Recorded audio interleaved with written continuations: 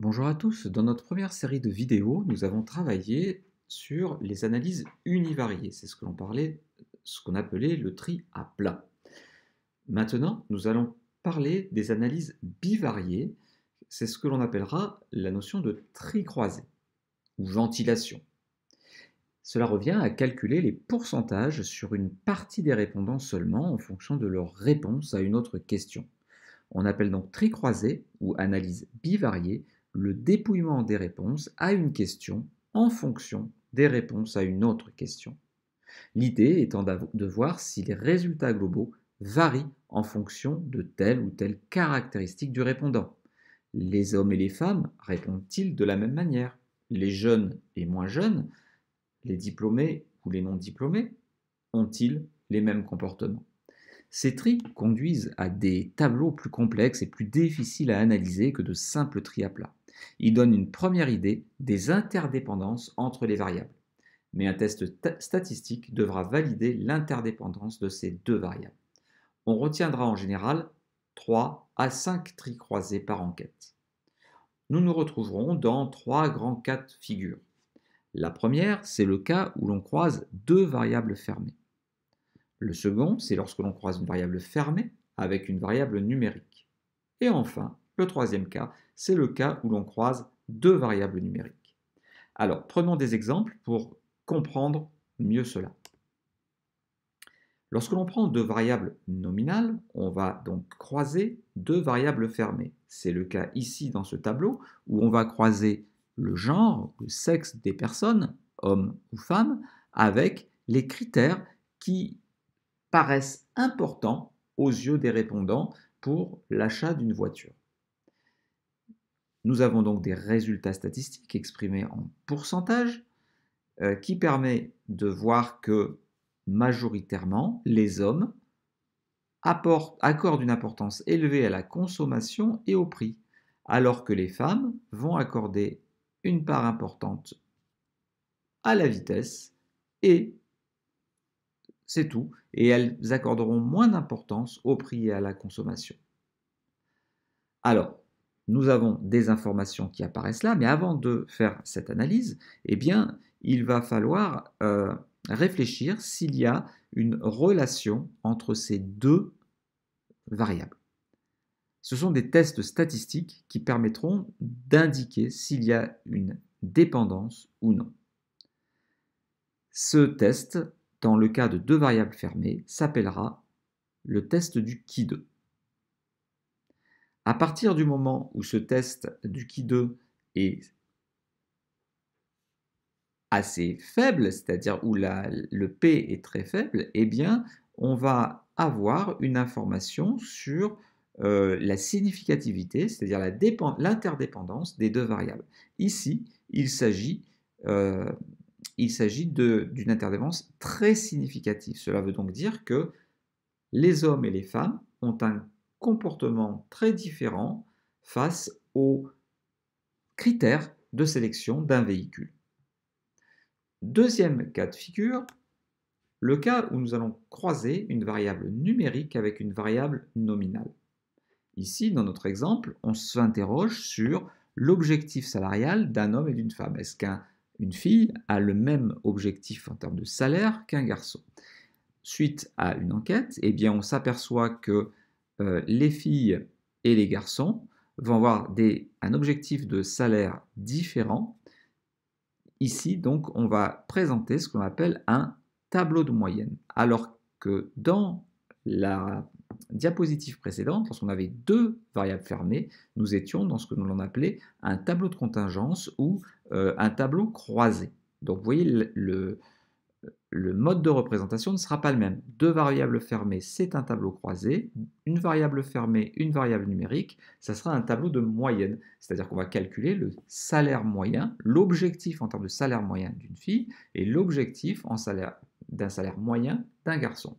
Avant de regarder les couleurs et puis de réfléchir à une analyse, tout de suite, on va regarder le test de significativité. Et ce test, cette fois-ci, ce ne sera pas le test du qui-2, ça sera le test de Fisher. Le test de Fisher sera significatif si la probabilité de rejet, donc le P, est inférieure à 5%. Ici, il sera très significatif puisque le P est inférieur à 0,1%. Donc, comme c'est très significatif, nous allons pouvoir réfléchir à une analyse. Eh bien, si on regarde un petit peu ces valeurs, on s'aperçoit que l'objectif en termes de salaire d'un homme est plus élevé en général que l'objectif de salaire d'une femme. Voilà le commentaire que l'on peut apporter. Mais on ne fait ce commentaire qu'à partir du moment où la relation est significative ou très significative. Enfin, troisième cas de figure, lorsque deux variables sont numériques, dans ce cas-là, on ne présentera pas un tableau, on présentera ce qu'on appelle un nuage de points. Le nuage de points sera caractérisé par une droite de régression, la fameuse droite définie par un y égale ax plus b, et c'est le coefficient de corrélation qui permettra de dire si les deux variables sont dépendantes ou non. Ce coefficient de variation, il varie de moins 1 à plus 1. S'il est proche de 0, eh bien, les deux variables n'ont pratiquement pas de dépendance, alors que s'ils sont proches de moins 1 ou de plus 1, eh bien, on aura une dépendance qui sera forte, voire très forte, si on est très proche d'un ou de moins 1. Alors, ce n'est pas la même chose d'être moins 1 ou à plus 1. Là, on est dans le cas d'un R qui est à plus 0,9. On a un coefficient de corrélation qui est à plus 0,90, donc très proche de 1, ce qui fait que la dépendance est très forte. Donc très proche de 1, ça veut dire que les variables, elles penchent dans le même sens. C'est-à-dire que là, si je prends l'exemple, eh bien, nous voyons que plus les personnes ont des revenus élevés et plus les personnes effectuent des dépenses importantes. Effectivement, plus vous avez de revenus et plus vous dépensez. A l'inverse, dans le tableau suivant, nous voyons que là, la pente est négative, alors que là, elle était positive. Lorsque la pente est négative, eh bien, ça veut dire que le coefficient de corrélation va être plus proche de moins 1. Vous voyez qu'ici, il est de 0,29, donc on ne peut pas parler d'une dépendance forte. La dépendance est même, je pense, assez peu significative. Mais en tout cas, c'est juste pour illustrer le fait que lorsque les dépenses augmentent, eh bien, la taille diminue. Ça veut dire, non pardon, je m'exprime mal, lorsque les dépenses consacrées à son automobile en fonction du nombre de personnes composant la famille. Ça veut dire que plus la taille de la famille est importante, et moins les dépenses consacrées en dépenses automobiles sont importantes. Voilà, donc lorsqu'une variable augmente, l'autre diminue. Donc dans ce cas-là, lorsque le sens n'est pas le même, eh bien on va se rapprocher de moins 1. Lorsque la variation va dans le même sens, eh bien on se rapprochera de plus 1. Voilà donc pour les trois cas de figure que nous pouvons rencontrer. Je reviens sur la diapositive précédente, la première diapositive qui nous indiquait les trois cas de figure. C'est le cas où l'on croise deux variables fermées. Dans ce cas-là, on aura un tri croisé.